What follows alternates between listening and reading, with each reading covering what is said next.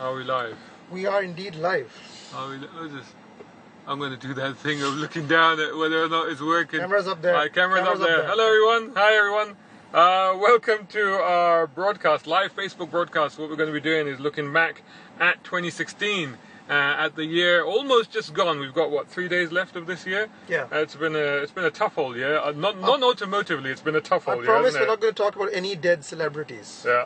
We are live. I can see ourselves. It's great. Look, that's great. Stop that. Focus. Focus. You got notes and everything. I know. I've got a few notes. Yeah. But yeah, no. It's been a tough year outside of the motoring scene. But a tough year in the motoring scene. I think a lot of things have changed, and a lot of the way that the cars we love are going to change as well in the future, aren't they? Are you referring to sort of how we drive cars and stuff like that? All the driver's aids, all the systems that have come into cars, all of that sort of stuff that's happened. I mean, we've seen a lot of technology in this year, haven't we? Well, we've seen so many autonomous cars come through our doors, and I think manufacturers are really, really set. This is the year they're going to take driving away from us, take driving away from you. Yeah. And it's going to be one of those things where we asked for it, because we asked for power steering, we asked for automatic gearboxes, we asked for radar cruise control, and so when they took away driving altogether, you were like, well, that allows me to Snapchat. I can't do that because my phone's right there, but yeah. Okay. Yeah. That's what you wanted, and that's what we're going to get now. And to be honest, there have been a couple of cars, honestly, that I've driven this year. And they're both German, actually. Well, the Germans have been really at the forefront of this. I'll tell you what, it's quite weird, because I've made some notes of cars that stood out for me, and there's two cars on this list that are German that stood out for me as drivers' cars, as proper drivers' cars, and there were two other cars that are both German that stood out to me as cars that didn't want you to drive anymore. They just didn't want you to drive. Go on, what's your list?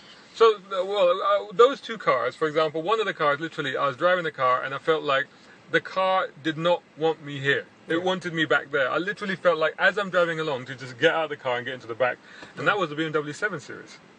And I was quite disappointed about that, because BMW was all about drivers' cars and about driving. And that's, that's traditionally what they were about. BMW is not about driving anymore. BMW is about being a car that occupies every niche and sells the most cars, as opposed to the best cars. Yeah, I have to turn the AC on the road. We're cooking. We tried to cut down the AC to improve the sound, but we are cooking here. Yeah. But yeah, no, go on. What I'm trying to say is that BMW, I think I want to go back to something that happened 7 years ago in Cape Town, when you sent me on an event, the launch of the 650i. And I was fortunate enough to be sitting next to a board member from BMW. I can't remember his name right now, but he was a very senior German chap. And he said something to me that was very, very illuminating about BMW's mindset. Now bear with me. What he said was, if 100% of brand BMW values exist, that is, fantastic dynamics, incredible engines, beautiful looks and all of that, we don't have to provide 100% of those brand attributes to every BMW. So effectively what we're saying is, we're going to make badge engineered cars. We're going to make cars that look like BMWs. They don't all have to be great ones. They just have to look like BMWs. And some might find that offensive. That was prescient. I think a lot of car companies are going to be doing more of that, not less. Well, we have the sexy new arrival on the car scene, which is Tesla, and everybody keeps going on about the autopilot and the fact that it can drive. They go on about the fact that they don't need to drive it.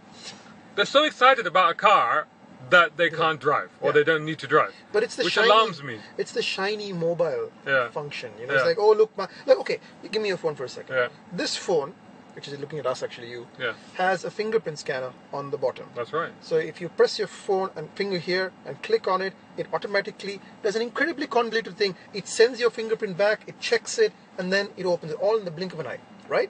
But my phone, which you can't see, this year I dropped it into a wadi, and the fingerprint scanner broke. And you know what? It still does the same thing. I just click on it and it just opens, and actually it's the exact same result. So you mean it makes phone calls? Yeah. Oh yeah, that's what phones are for, right? No, actually no, you can still text on it. But losing a fingerprint scanner did not change my life. In the same way that losing, radar cruise control won't make me a worse driver, it'll make me a better one, because I'll be focused. I just want to say hello to Muhammad Ibrahim and to James. Hi guys, thanks for joining us, and I hope you guys are enjoying it. What we're doing here, just to catch up if you've just joined us, we're just doing a look back at 2016 and sort of catch up on how the year has gone in the automotive world and sort of our personal highlights and stuff like that. And we were just talking about maybe a couple of cars that weren't our highlight, the cars that really wanted to sort of drive themselves as we sort of march towards this autonomous drive future. And I mentioned one car, which was the BMW 7 Series, which to me was a car that just didn't want to be driven. Another car that was almost as autonomous or as wannabe autonomous as that was the Mercedes E-Class, which again to me was a car that wasn't the full autonomous version. No. But although it's got everything on it though. Yeah. It has everything, it's just not there yet. But I think Mercedes actually were the first manufacturer in the Middle East to drive from Dubai to Abu Dhabi completely autonomously. The car actually drove itself all the way. They have done it, yeah. It's a video, you can see it on YouTube. If you Google Mercedes autonomous Abu Dhabi, you'll see the drive. It's really not exciting. The car just drives on the road. Hello to Abdul Jabbar Bhatti. Thanks for joining us, and Happy New Year to you as well. Yeah. We wish you all of our readers and our followers a Happy New Year. And what we're doing today, right now, if you just joined us, we're looking back at 2016, and we're talking about some of the cars that maybe we didn't like. Well, not so much we didn't like, but they are no longer drivers' cars. And we've just mentioned, the BMW 7 Series and the Mercedes E-Class as cars that want to be autonomous, and really for us driving is crucial, and these cars don't want to be driven. Funnily enough, I said earlier that there were 2 German cars that did that to me, where they kind of put me off driving, but there were 2 German cars this year that I actually really enjoyed driving, and funnily enough, ironically enough, one of them was actually a BMW. And it was a very good BMW. It was indeed, yeah.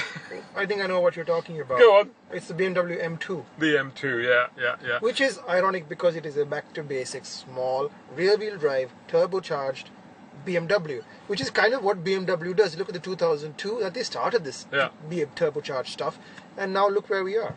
No, it's incredible. And funnily enough, after I said that the BMW M2 was a better car than the M4, M3, everybody else has as well, including Mr. Clarkson. So they've all copied me. But also, the M4 is ridiculously fast. Don't get me wrong. The M4 is really fast. No, but it's not for the road, though.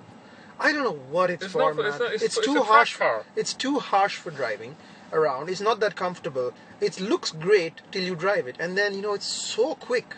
So ridiculously quick. It's just too quick for the road, and it's very, very harsh. Whereas the M2 is a car. It feels like the original M3. It's like a car that you could drive every day and enjoy every day. Just want another shout out again. Thank you very much, Abdul Jabbar. You guys are very informative. Thanks. That's so nice of you to say. Muhammad Ibrahim, good luck to you. Both my heroes. Oh man, you're putting us on the pedestal. Both of us? I thought I was your hero, Muhammad. Thanks so much. We'll have a fight about that later. Yeah. And James, Happy New Year to you as well. Thanks for joining us. And we're looking back at the year that's almost just gone. We've got 3 days left. And looking back at some of the cars we've driven and some of our motoring highlights. So I've mentioned one car that was a highlight of mine, another German car that was a highlight of mine, that really took me a little bit by surprise, honestly. And not a lot of cars do that these days, let's be honest. Was the Volkswagen Golf GTI, wait for it, Club Sport Edition. Because it just elevated the driving level to just that much more than a regular GTI. I mean, I've driven GTIs and they're great cars. I do like them and I highly recommend them. But the Club Sport to me was the Golf reclaiming its hot hatch crown. Because that car was on my list. that car was, I How drove bizarre. that. Sorry, I'm going to interrupt, but look over there. There's 2 almost identical Range Rover Sports. They're just 2 different shades of red. Just slightly both with black wheels, both looking pretty damn mean. Oh, Range Rover Sports, they do look good. They look good, yeah. Can I talk about one of the cars that surprised me, though? Go on then. Because let's not be negative and say, oh, all the cars sucked and autonomous driving. It's too easy to fall into that trap. Let's look at cars that turned our thinking around. And one of them, for me, for example, was a very unlikely one, because we just talked about Range Rover, was the Range Rover, which I've never driven. But not the Sport. The Range Rover, the Big Daddy. The Big Daddy. I don't like the Sport so much. I think the Sport is a fine handling car, but it's not really my kind of Sport. I love the old Sport. But this new big Range Rover, I think it was a Vogue long wheelbase. The long wheelbase, it was massive. It was massive. Almost as big as this thing, which we're in the MME Tahoe, by the way. Yeah. This is our long term. You can follow us. Hashtag MME Tahoe to see what all the updates on this car. Now, I was driving the Range Rover because Land Rover forgot about it. They gave it to me for 3 days, and then they just forgot about it. And I had it over Eid. So my plan originally was to kind of rubbish it a bit, because I thought, Range Rovers are for toughs. Yeah. They're for people who know what. They don't deserve these cars. They're not really that good off-road. They're not really that nice. They're unreliable and all of that rubbish. And I was going to lay into this car. And it really annoys me because I really like it. But the funny thing is that you and I have actually flipped positions on this. Steady on. No, because really, honestly, because with the previous Range Rover and previous Range Rover Sport. Yeah, I love the previous Range Rover Sport. Yeah, you like the previous Range Rover Sport. I don't like the old Range Rover. And you didn't like the old Range Rover. And previously, I always said, with the previous generation cars, go for the Big Daddy Range Rover, don't go for the Sport, which didn't feel like a Sport to me. And with the new generation cars, and there's one parked over there, Range Rover Sport in red with black wheels, looking really, really deadly. Not as the lack of parking. Really bizarre. Yeah. But I really like the Range Rover Sport more now than the Range Rover. And I agree in every way opposite. Because the regular Range Rover is fine. It's luxurious, it's comfortable, it's reasonably economical, it's spacious, it has all the toys. It is a mobile spa.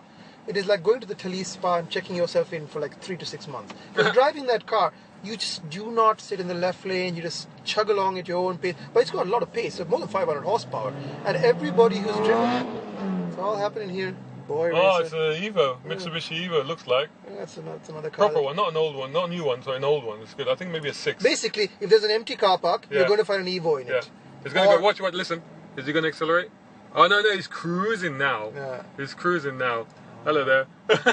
Nicely done, though. It's a very nice car, Mitsubishi. This is the trouble, us car guys, you see, and this happens to us all the time. Mid-thought. You know, we're trying to talk, we're trying to have a conversation, we're looking at a Range Rover Sport over there, we're looking at a Rolls Royce over there, and we're looking at a Mitsubishi Lancer Evo over there, and yeah, Rest it's in all peace. happening. It's all happening. Rest in peace, because that's no longer made anymore, is it? Why don't they make that? It's a lovely car. Just a quick shout out to Akadora.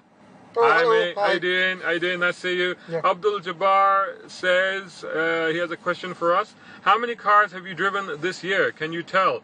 Thanks, Abdul. Feel free to ask us questions. We are monitoring the Facebook live feed, so if you have any questions for us, just put them on there, and if we can answer them, we'll try to answer them.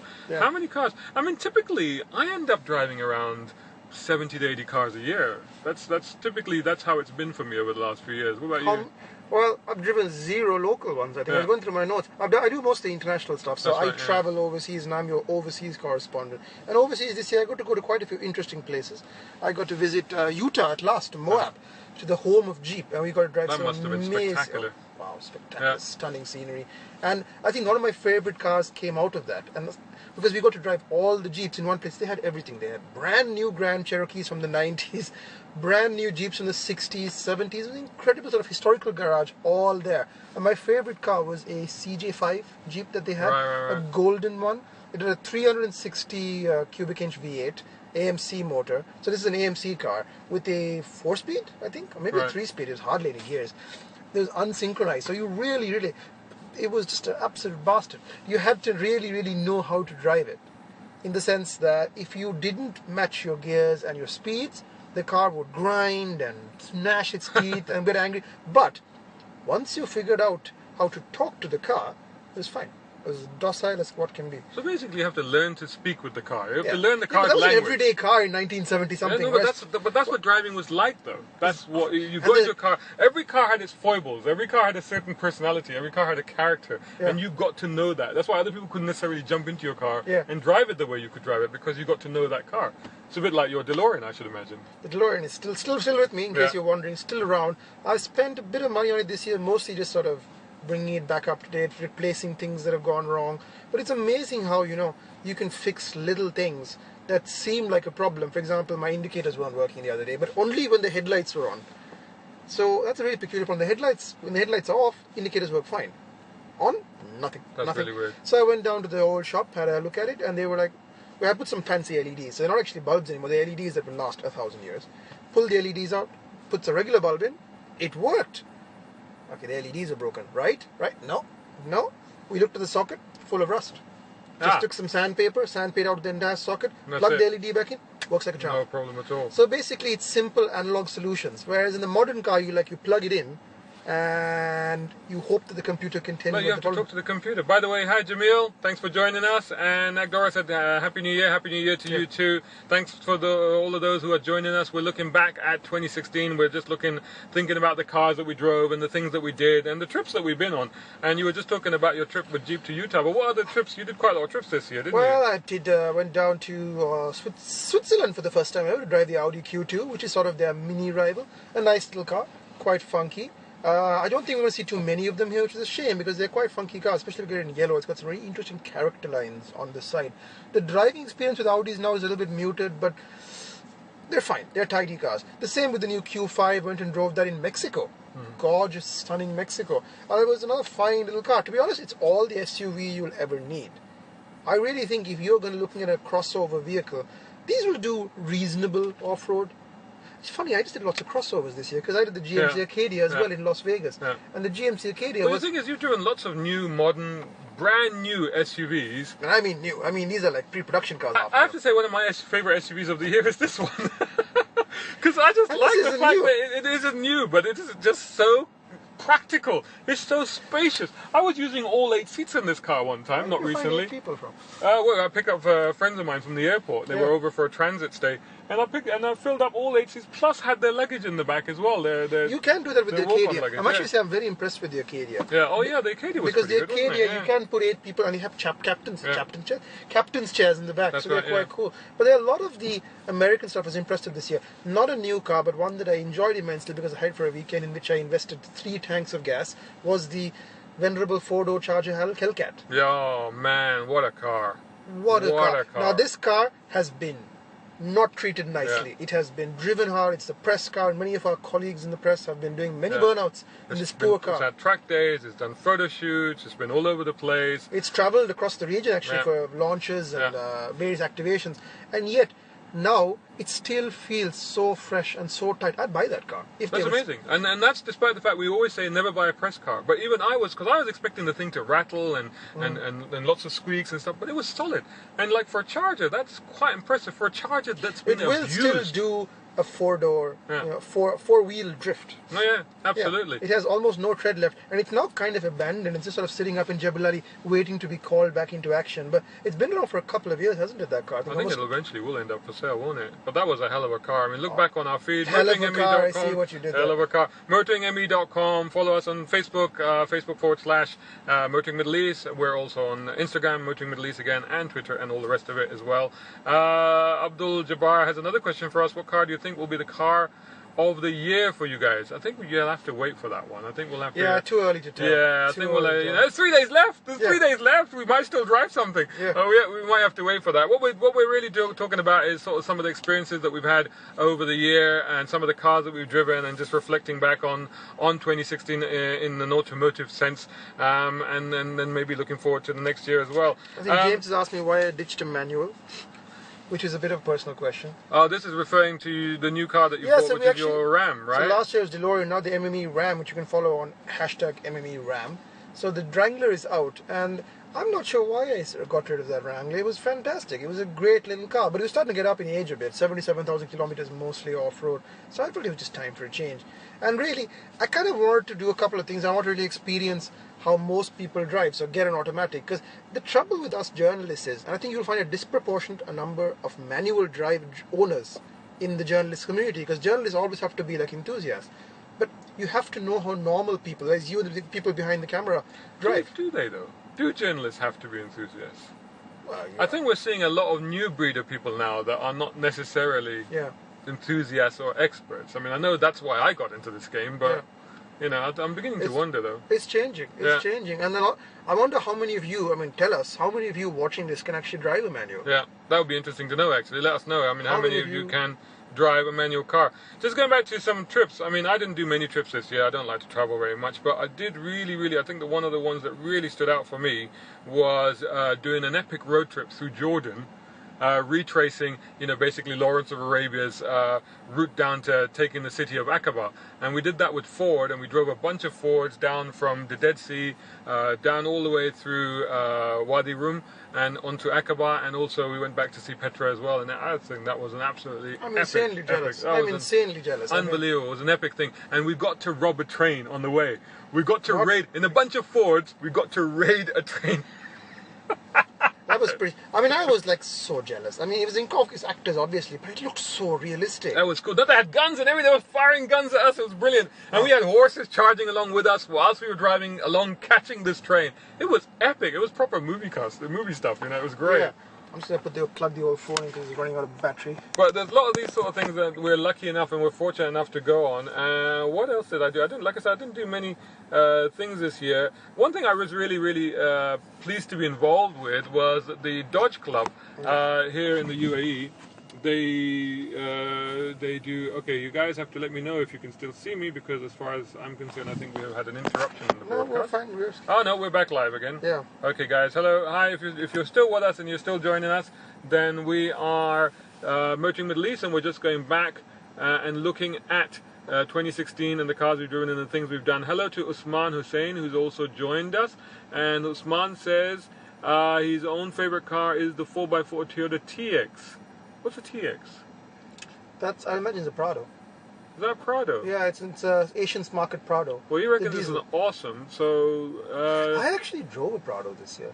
But it was a very modified one. It was one on full Fox suspension with Arctic racing trucks. So here's something I did this year which is a little not many journalists do. I spent a lot of time in the modified car scene. So I started talking to people who run garages, people who own cars, and get a sense of what you do with your cars. Because we spend a lot of time looking at new cars, but not enough time looking at sort of the really eclectic, wilder side of the aftermarket scene. And part of that as well is I built my own truck, and I have the MMA Ram, which you can follow. And I think I did a pretty good job with it. Of course, if you don't like it, tell me. From a distance, but tell me. And come and actually, you'll be able to see it in January at the Gulf News Fun Drive, number 174. My favorite bit is where you put the logo stamped in the kick plate at the front. That is actually. That was laser cut. Middle East logo. Yeah, so you can't mistake that Ram for any other. I think it's been a real fun trip building that car and building all sorts of little touches and stories, things that I added to my own car. But then I understood that's why you modify cars, to make your own story. Personalize them, yeah. Because once you've driven everything like the way we have, as we found, you kind of want to start making your own car. Yeah. I think that's the next evolution. I understand why the Rainbow Sheikh, for example, has built all of his bizarre, eccentric, crazy... Everything is unique there. Because he's owned everything. Yeah. And after a while, the thrill of buying a new car just isn't there. So, Abdul Jabbar's come back. His first car, he says, was a 92 Toyota Celica with a manual gearbox. Well done. Respect to you, sir. I wish he Great car. still had it. I'm pretty sure he does. Yeah, I owned an 84 Supra. That was the Mark 1 Celica Supra, as they used to call it. That wasn't manual, I'm afraid. It was in the UK. But it had the proper wheel arches. It had the wheel arches, and it had the Lotus handling pack on it, and I absolutely loved that car. It was my... Pretty ruddy Lotus thing. I thought we'd get a day without mentioning Lotus. It was my surrogate Esprit, that car. That was absolutely awesome. Some of the things I want to mention, I also went to Italy to drive the Alfa Romeo Giulia Quadrifoglio. What? Quadrifoglio. Something like that. QV, that one. 500 plus horsepower. Beautiful. Yeah. Great. I only had a few laps on the track because I drove the regular cars on the road, but I drove that car on the track. So I had about maybe 6 or 7 laps on the track. One of the things I found about that car, and I'm not a great track driver, is it one of those cars that you can jump in and straight away you're on it. It's pretty easy and... Very, very confident inspiring. Incredibly reassuring car to drive fast from the get-go. So can't wait to see that car here. I think that was an amazing car. Another, not quite track-based activity, but something that really stood out for me this year, I got to drive a Lamborghini Huracan on a live airport runway in Abu Dhabi. Flat out. The video is on YouTube. I did do this legally. I didn't break into the airport. How fast did you go? I can't remember. I don't think we had enough space to hit his top speed, so I think we only got about 200 something. Yeah, but totally legally. But totally legally, yeah, totally legally. There was a plane landed just before I did that, so it was a live runway. So that was pretty dramatic. What is an 80s Miami Vice film? It's so cool. It's so cool. I thought we were going to jump out and with guns and stuff. It was man, it's good. So I've done the train robbing and I've landed on I've run down an airplane runway while planes are landing. What else are you going to do? A speedboat next year? Jump from a plane to a speedboat. I'll tell you what else I did. With his hips, I don't want to see that happen. I did a tour. I went out to Berlin with Cadillac on the XT5 launch, which is a great little new SUV, luxury SUV, and I got to have a tour of the city in Trabants, which I thought was a very bold move on the part of Jaguar, on part of a Cadillac. Very good idea. And they had this convertible Trabant, and we took a tour of Berlin City. And if you ever go down there, you got to do it. It's absolutely fantastic. I think it's a great thing, absolutely wonderful thing to do. Talk about track cars for a second. I just want to divert quickly to one very, very good track car drove, which actually is now the star of a series of videos we're doing on YouTube, and it is, of course, the new Chevrolet Camaro. Oh! Now, I drove that on Spring Mountain Racetrack in Las Vegas, and I got to be honest with you, you talk about the Giulia being an easy car to drive. That's nothing. The Camaro is just literally anybody can get in and be a star because it just makes you feel like a hero. The technology, the systems, they all integrate and they make you feel so much more in control of a car. Whereas the old Camaro was a bit of a brute. This is honestly the BMW that BMW should be making. I'm just going to talk about that in a minute. I've just got to say hello to who else has joined us. Kenneth. Hey Ken Wong, how you doing? You just joined us. And Riaz has joined us. Hi Riaz, how you doing? And what is that's cool. So Abdul Jabbar liked the Supra. Cool. Yeah. That was really good Supra. I really loved it. Yeah. And Ken has a question about jumping out of a plane over the palm and landing in the back. Okay, you've gone very Austin Powers on us. Is that because I was dressed up like Austin Powers in one of the Camaro videos? Listen, he can jump out of a plane. You can even put a Jeep on the track. Yeah. The question is, will he No. hit the target? Yeah, I think we'll have a stuntman for that part. I think. We'll just cut to the person landing, dropping from a height into the back of a Jeep. And to be fair, even when Austin Powers did that, he had Tom Cruise stand in for him, didn't he? So it wasn't actually him doing it. So.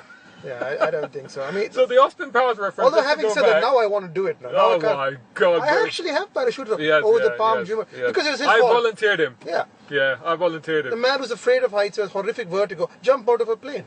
Well, Jaguar contacted us. This is going back a few years, and they said, "Would you like to jump out of an airplane?" I was like, "Why?" What was the campaign? I was like, "Is there something wrong with the plane?" They're like, "No, it's a perfectly." I was like, "Why would I jump out of a perfectly serviceable plane? Doesn't make any sense." And then he said, "I'll do it." I'm like, all right then. I thought it would cure my fear of heights. It didn't. Oh no! It cured my fear of jumping out of planes. That's all it did. Ken says, "Why not? Why not?" I don't know. I think we've got better stuff to do, honestly. Land the back of a Jeep in the dunes. Who's flying the plane? Nobody's jumped out. Oh, teach him on class. So there you go. It's a very Bond moment. But anyway, going back to the Austin Powers outfit, if you haven't seen it yet, the first episode, Imti was referring to the Camaros. We've done a series of films. We've done a series of 5 films tracing 50 years of the Camaro, and each one is in the style of a different decade. And the first video is out now. It's on YouTube, youtube.com/Motoring Middle East, and on our Facebook page, which you're on now, I presume, if you're watching this.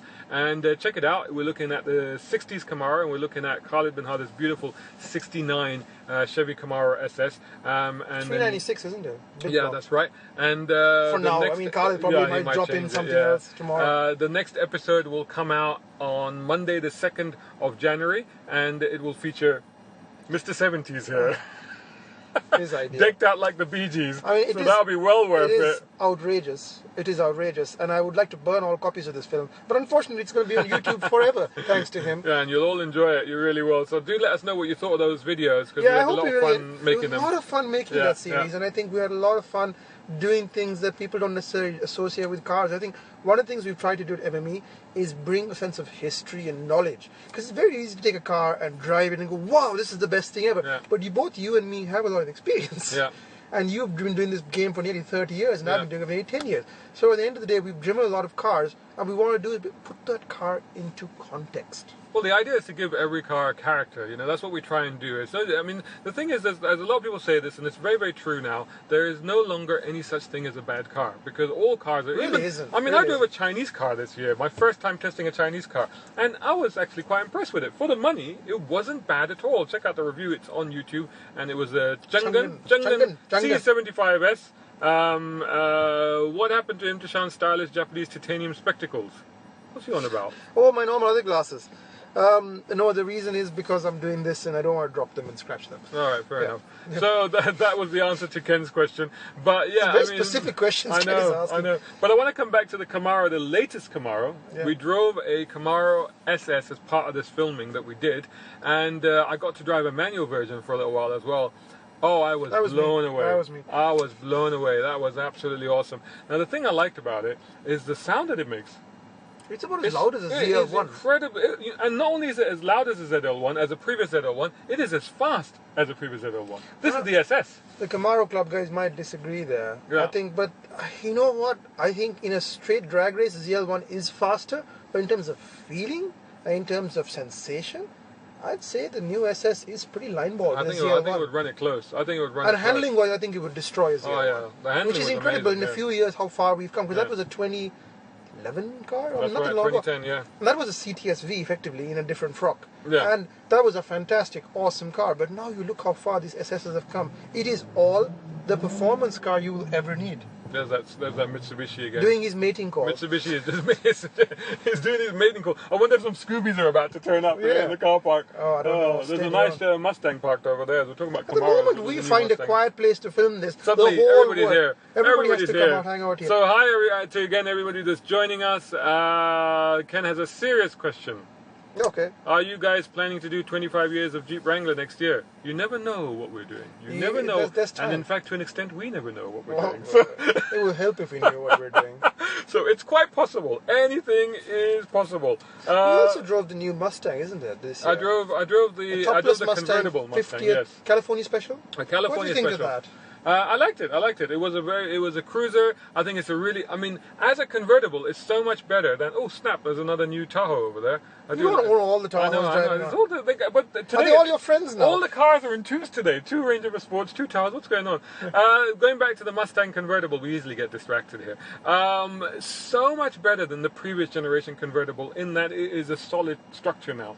I mean, you did get a little bit of scuttle shake. It was a little wobbly before, but now it's a lot better. Yeah, but now you don't. And I took it up to one of my favorite little roads and chucked it around with the roof down, and it was absolutely solid. It's a very, very good car. It's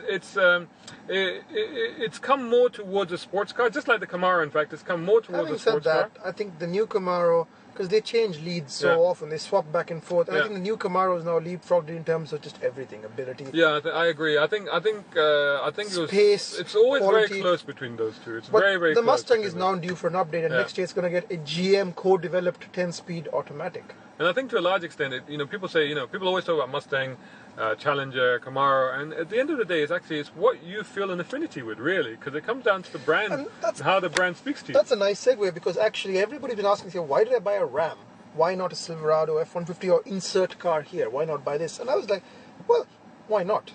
One of the first cars I ever drove 15, 16 years ago was a big black Chevy Silverado, which belonged to a mate of mine. It was a single cab, and it was a long bed, and it was amazing. I think it had like a 454 under the hood. It was a 70s truck. And I've always thought I should get a single cab.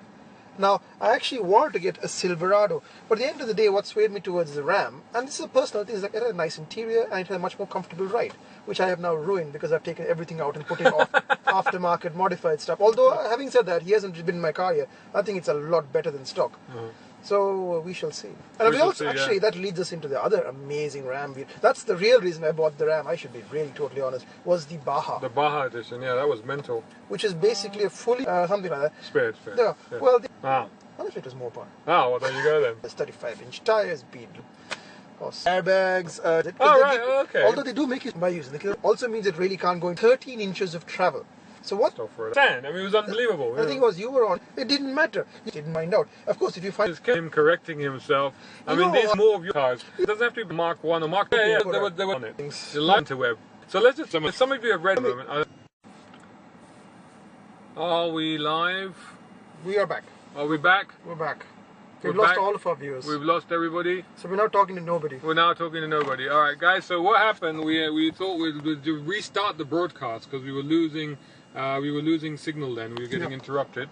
So here we are. We're back with you, and what we've been doing in the previous part, and this is part 2 of our look back at 2016. Of an endless series of parts. Endless series. You never know. You never know how many parts there are until we're fried in this. So we're wrapping up. We're looking at the best cars we drove, the best experiences we had, the things we went to. I mean, I've traveled a lot, and so if I can recap, I went to Vegas twice. Could have been thrice. Went to Mexico once. And Switzerland for the very first time. And Switzerland is really dull. Beautiful. Really dull. It's pretty. I think Mexico was better. I think Mexico had the edge. Mexico was stunning. Whatever. And again, nearly drowned in Mexico. Because it turns out when they say don't go swimming, they're not joking. They're really not joking. So, drove a bunch of cars. Actually, we sent our good colleague Noel Ebden on a bunch of these drives as well, didn't we? We did, yes. He went to SEMA, the lucky swine. Yeah, that was. Absolutely epic. He also drove the Jeep Cherokee Trailhawk. He did. Yeah. He did, yeah. We just sent him from Portugal for the BMW. Why are we sending him all these things? The 5 Series. I don't know why we're And he's off in January to Detroit for the National American International Auto Show. I got it right. Auto Show, International, the NAS. North American International Auto Show. NAS. And then he's going to be driving the new Chevrolet Cruze. The Chevrolet Cruze. Which is the most reliable car that Noel's probably been in years. He will cruise down memory lane. If anybody of you can get that reference and what it refers to, you are a very old fan. Then you are a very old fan of ours and you'll know what we're talking about. So yeah, let us know.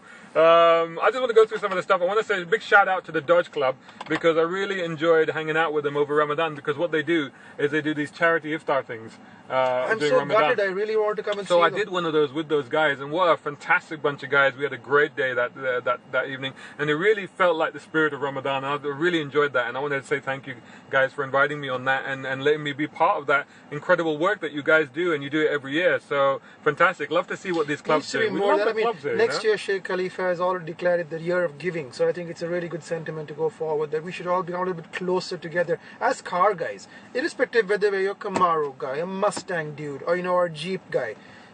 Just reach out, try something different, talk to people from other clubs.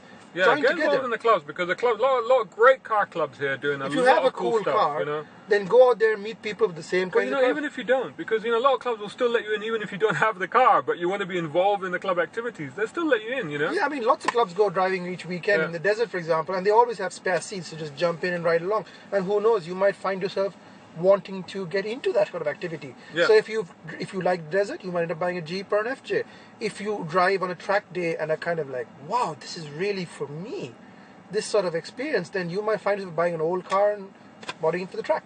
No, I want to say hi also to Rashid and Mustafa of the Charlie N360 Dubai Roadster thing that they're doing. Who gave us a world exclusive. They did. So top men. We're fantastic. We were very privileged to be there at the first track outing of this concept car that they're putting into production, hopefully sometime soon. And it's one of several projects in the UAE, homegrown UAE projects. We've got that. But this is the one that's actually... this is the first one that's actually come out. Well, the first one that we saw running. Yeah. The Zaruk, we're waiting for their final prototype, and hopefully we'll be able to bring you. Really excited I think they're pretty close, so we'll hopefully bring you something on that soon. Giannis, if you're watching that, stay in touch. Let me know what's happening. And I heard that Gianarelli, which is another one, has been out. Yeah, I've heard that's been out. We were at the launch, but I've heard it's been out on the track, so that's also been running. So a lot of great stuff going on right here in the UAE, and if you stick with us throughout 2017, we'll try and keep you informed of what's been going on. And of course there's the motor show as well this year as well, so there's going to be a lot happening in 2017. Yeah, 2017, that's what I'm saying. Yeah. One of the other things that I really enjoyed doing this year was we also did another video early this year which was about the Cadillac Escalade, a relative of this car, the MME Tahoe that we're currently in. And we had a lot of fun with that, because we turned it into a bit of a gangster movie, didn't we? That was our attempt at a gangster movie, which ended amusingly, as it always does. Yeah. And it was so much fun. It was so much fun to be able to get out there and, make the cars a little bit less serious, but also quite interesting. I hope that you got really got a chance to experience what the Escalade is like. We're always trying to bring personality and character to these cars, and trying to give them a bit of a story, a bit of a character. And do let us know what you think of the stuff that we do and the content that we create. And we thrive on your feedback, and we do try and change our direction a little bit to adapt to what you guys like and what you guys want to see and what you want to see us doing. And that doesn't necessarily mean us dressing in old clothes, which we have done, but anyway. Quite a few times now, as it turns out. And we also met a lot of camels. And we did meet a lot of camels, a ton of camels. Yeah. So what were the other good cars for you this year? I've got a list of cars. I'll just go. What I'll do is I'll end with my top 3. But what other cars stood out for you this year? Cars stood out for me, but peculiarly, I think for me was the Volvo S90. Yeah, I've got that one on my list as well. The Volvo S90 was an interior from the gods. Yeah. I mean, wow, you get in that car and you're like, who cares about the performance? Who cares about not cheap. It is not cheap. But the interior makes the Mercedes E-Class, which is an all-new car, feel old. Because it's so stylish. They've done this thing at Clarkson's recently where they made everything very white. So it shines quite a bit. It's a lot of light and space in there. But then to be in S90 is just to be in the lap of luxury. I don't know how they've come back from the dead, Volvo. Because 5 years ago, if you said Volvo's going to make one of the finest looking luxury cars of the year, I would have laughed at you. But also very smooth, very elegant, very easy to drive. Now, here's the thing about this car, because we in part 1 of this look back at 2016, we talked about a couple of cars that kind of almost put us off driving because there was so much about the autonomous aspects of what they do. Now, the Volvo also had a lot of those features in it, and to an extent, it did have an autopilot system in it as well. But somehow, they managed this balance where it didn't quite detract from the driving. You could drive it, or you could use some of the aids as well, but it kind of, you still felt like you were in charge of that car. It was very interesting. It's almost human approach to integrating autonomous technology and functions, because you look at what the Mercedes, and they've given the entire thing over to the machine. The Mercedes is straight away, it's like you're not really part of it, but the Volvo is like a helper, like an aid, like an assistant, like an aide de camp. But it was a very, very impressive car, and I really liked it, and I hope it's going to do well. And I also liked the one last year that we drove, which was the XC90. So I'm liking Volvos in general. I think Volvo's staging a bit of a fantastic comeback, and we're looking forward to seeing, because they're coming out with new cars every year now. That's what they said. Yeah. They're going to completely refresh their range. I was just going to talk about the Ferrari 488 Spider, which is just touched on at the end of part 1. And again, a car that restored my faith in supercars, because suddenly they put elements of the driving aspect back into the car, and something that its performance envelope was a little bit more accessible to the likes of humble old me, who's not a Walter Roll or Ayrton Senna or whatever. Illegally fast. Yeah. The 488 Spider is one of those cars like 600 plus horsepower, 650, and you think, who needs this much power? Because it is a race car. It is probably about as fast as a Le Mans race car from the 60s. It is incredibly quick, and yet anybody can drive it. No, anybody can drive it. It was great. Yeah. And being the Spider, the roof down. You have to get the Spider. Why would you get the coupe? Nah, you just get the Spider. There's literally no drawbacks. If you're lucky there. enough to be in a position to buy a Ferrari 488, get the Spider. And you know what? Get it. Not only is it an incredibly easy car to drive quickly and at the limit, it also has a great interior, finally infotainment that works, and the whole car rides beautifully as well. It is also a fantastic automatic gearbox, so it's actually dual clutch, but around town, it might as well be automatic. Really fast. Like, what is the flaw? Snappy, yeah. I don't think the looks are its best strong point, but we had that beautiful blue color. I liked it. Get it in the blue. I thought it was amazing. Yeah, I think in the classic Ferrari red, it doesn't really work so much, but in the blue, stunning. The contours really, really stood out. So what's your top 3 then? Wow, internationally? Well, anything really. Top 3 that you drove. Top 3 cars that stood out for you. It's going to probably overlap with yours here. I'm going to say that Camaro's in the top 3. Yeah, I'd agree with you actually. Yeah. What's a good one? I'm going to put the Baja in there. All the right. Baja pickup, even though it's not a production car, Yeah. even though you can't actually, well, you can buy it. Actually, you can go in Trading Enterprises and buy it. But was it a car that I would buy with my own money? Yes, if I had extra 100,000 to throw on top of my RAM, yeah, I think it is. I call it a production car and I don't care. Mm-hmm. And number 3, that's going to be a tough one. I think that M2. The BMW M2. I think the M2. No, correction. M2, nice, but I had a real M car. Yeah. I'm going to go, I had an M3 before. I'm going to go with the Club Sport. Because the Club Sport stuns me and annoys me in the same breath. Because on one hand, it is the sort of car that we at Volkswagen absolutely should be making. It is a brilliant car. It's a limited edition car. It looks great. It goes like thunder. It also reminds me how far Honda has fallen from its pedestal. Because really, Honda should be making a car like the Club Sport. Why isn't the new Type R like this? I haven't driven it yet. But everybody who's driven the new Type R, and feel free to shout at me if you like, everybody who's driven the new Type R, the turbo one, I'm not talking about the old ones, everybody who's driven the Type R comes back and says, it's really fast. I'm like, it's really quick and it handles really well. But do you like it? Let me get back to you, they always say. And that's the problem. Whereas the Club Sport, not the fastest turbocharged car we've driven this year, but so much character. A lot of character and a lot of feel. I mean, I think my ultimate hot hatch of the year was that Golf GTI Club Sport. And we've just had Akif Altaf. Hello Akif, he's a good friend of us. And he's got compliments for you. Oh. Oh, that would be at the Icon 4x4 facility. Actually, I forgot that. So just to repeat what he said for the other viewers, he said, looking back at 2016 with MME, I particularly enjoyed Imtishan's tour video at the Icon 4x4 facility. Where was that? That was in Chatsworth in California. California. Wishing MME the very best for 2017, and likewise wishing you Happy New Year, mate. Yeah, go on, tell us about that. I forgot about all the things I've done this year when I was traveling, because I went to where I was in California in March, what a lovely time of year to be in California. I visited 3 very interesting but very different places, because again, not modified shops but places that everybody will know. One of which was Singer. Now Singer Porsche, and they're the ones who make those wonderful recreation cars that are basically 964 skinned with all the modern tech. Stunning cars, incredible amounts of craftsmanship and just engineering and design and style and all of the fantastic things that I can't actually tell you about. Because that's some very cool stuff there. It is very, very cool stuff. But because the various legal reasons, I'm going to be very mysterious here, Singer, we weren't allowed to film at the Singer facility. So next time I go to California, I'm going to try to get my way in, but it's very tough. They're a little weird, Singer. I'm just going to say they're a little weird.